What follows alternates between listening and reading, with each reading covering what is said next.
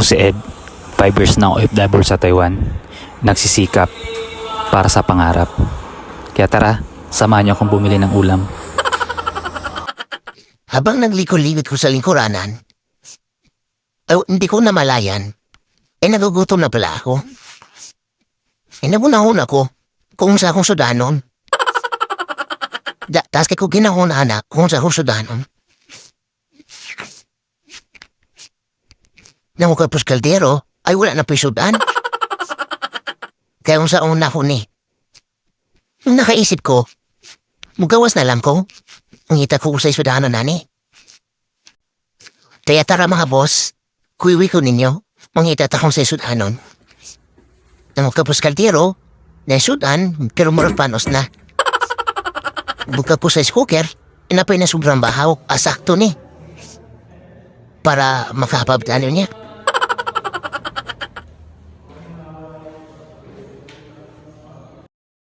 Pasok ko pala dito mga boss ay Porto. 4 na araw yung trabaho, 2 araw yung day off. Pag madami yung kamtawa yung company namin, pinapapasok kami.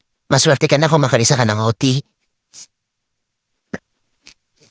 Habang nanlalakad ako, napaisip ako bigla, mahirap pala lumayo sa pamilya. Kaya dapat, habang nandito ka, maripon ka hanggat kaya mo. Kasi hindi pang habang buhay ay OFW ka. Dito pala ka sa lugar namin mga boss. Napansin ko, yung mga ilaw nila, parang Christmas light.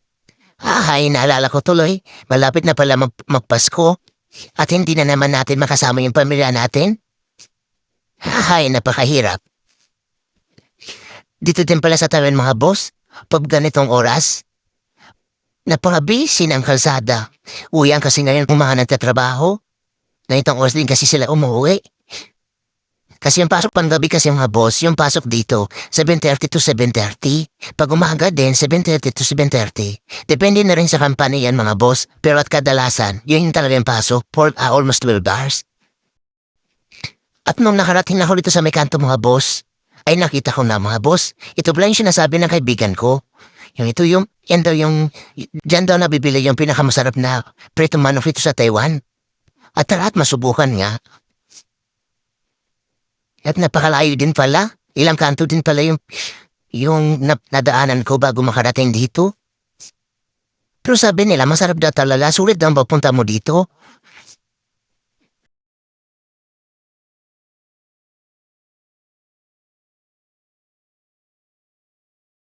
At dito na tayo mga boss.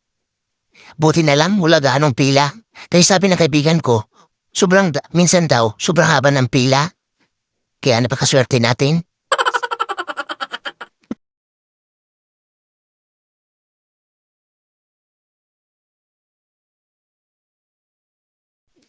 At tara mga boss, at tayo pipili na.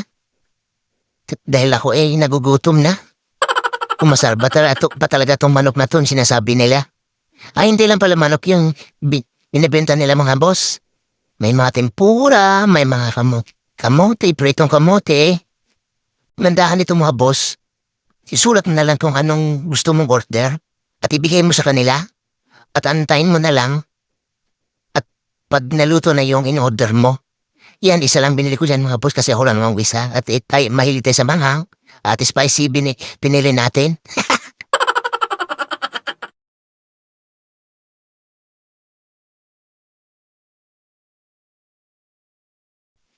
At ito na mga boss, yung binili natin. Ito lang pala yun mga boss. Chipay tinatawag sa Taiwanese or sa mga Bisaya o sa amin ay pinalagpad raman ni naman okoy.